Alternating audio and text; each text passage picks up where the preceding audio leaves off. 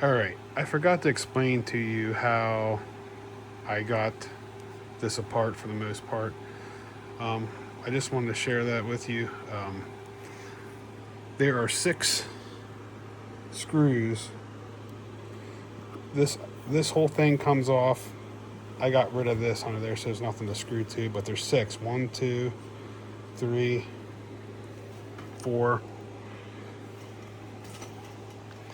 The ones I showed you, I had the washer on. These two, and then back here, under here, there's 2 more on each side, and they're tricky. You have to have this apart, everything off of here, to get to them, and those go into the differential. You have to take these shocks off. The plate can stay. You might want to take these out so you can access to get this away from there.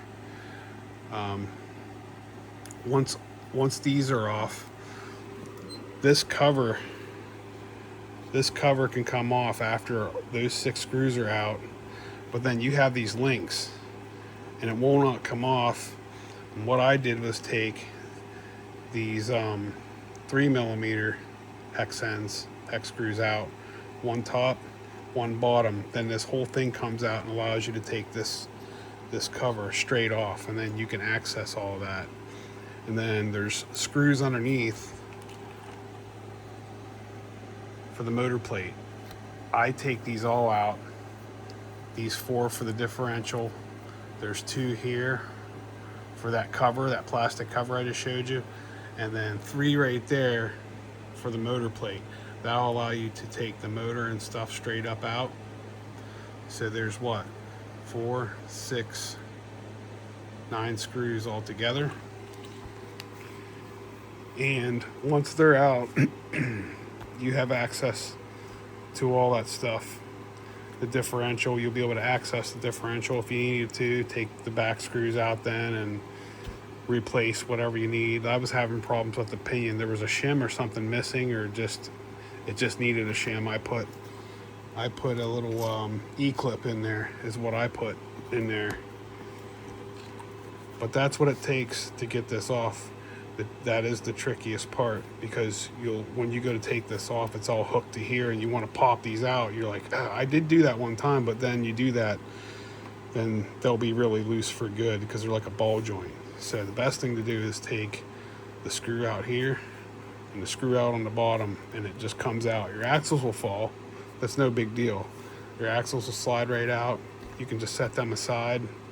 Once you do all this, and you go back together, you'll be a champ at it, because I've done it like 4 or 5 times, just because I was having problems with it before I went to the spur gear, the steel spur gear, and I was having problems with that pinion because it didn't have the shim in there.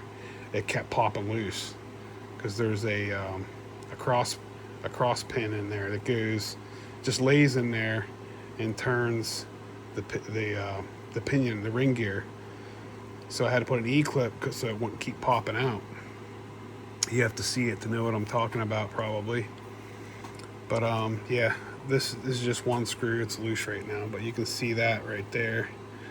The top ones have nuts on them. It sounds like a lot, but once you do it, the first time, you'll see, oh, okay, these have to come off.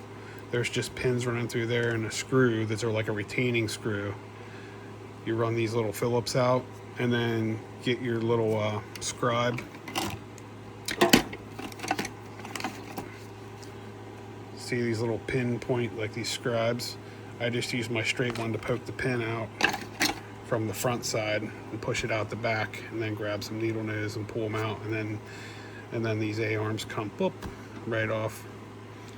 But yeah, it's not a big deal. I just wanted to explain that to you because it's something I didn't cover when I was taking this apart. And anybody that's doing these, you really have to think about it, because you're like, well, what do I need to do to take this off?